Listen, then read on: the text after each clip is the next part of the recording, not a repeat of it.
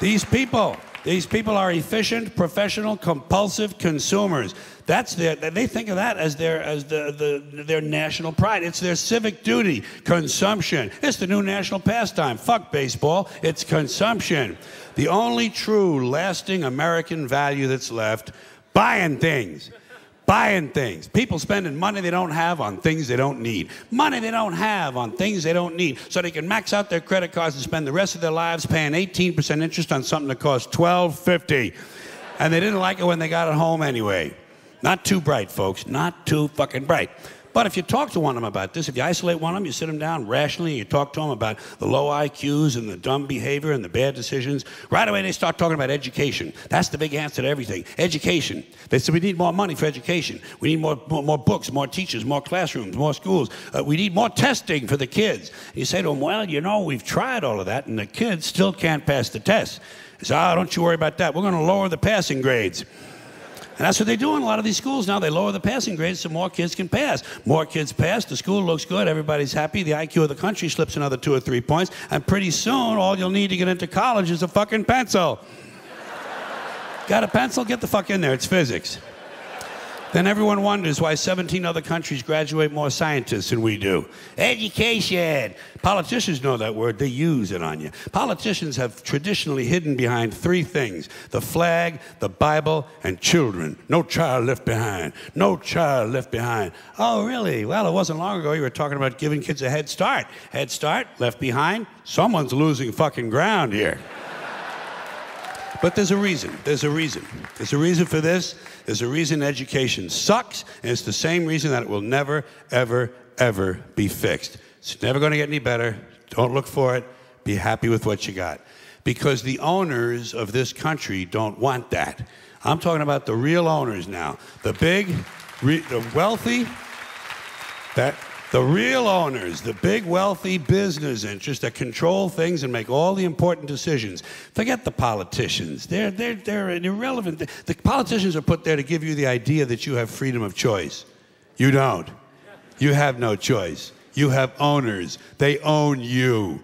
They own everything. They own all the important land. They own and control the corporations. They've long since bought and paid for the Senate, the Congress, the state houses, the city halls. They got the judges in their back pockets. And they own all the big all the big media companies, so they control just about all of the news and information you get to hear. They got you by the balls.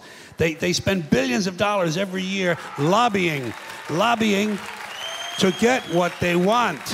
Well, we know what they want. They want more for themselves and less for everybody else. But I'll tell you what they don't want. They don't want a population of citizens capable of critical thinking. They don't want well-informed, well-educated people capable of critical thinking. They're not interested in that. That doesn't help them. That's against their interest. That's right. You know something? They don't want people who are smart enough to sit around the kitchen table and figure out how badly they're getting fucked by a system that threw them overboard 30 fucking years ago.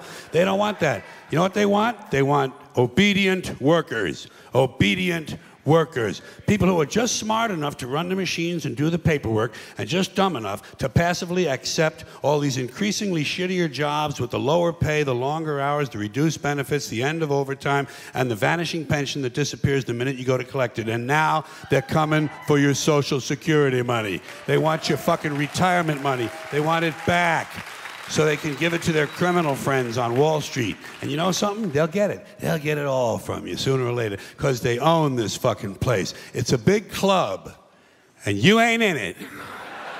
You and I are not in the big club.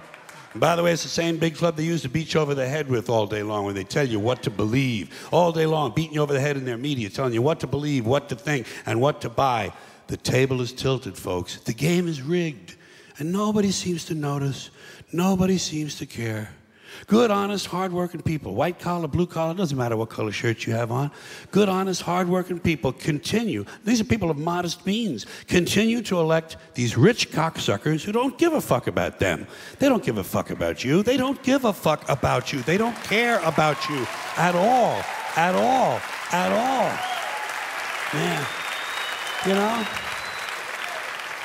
And nobody seems to notice, nobody seems to care. That's what the owners count on, the fact that Americans will probably remain willfully ignorant of the big red, white, and blue dick that's being jammed up their assholes every day.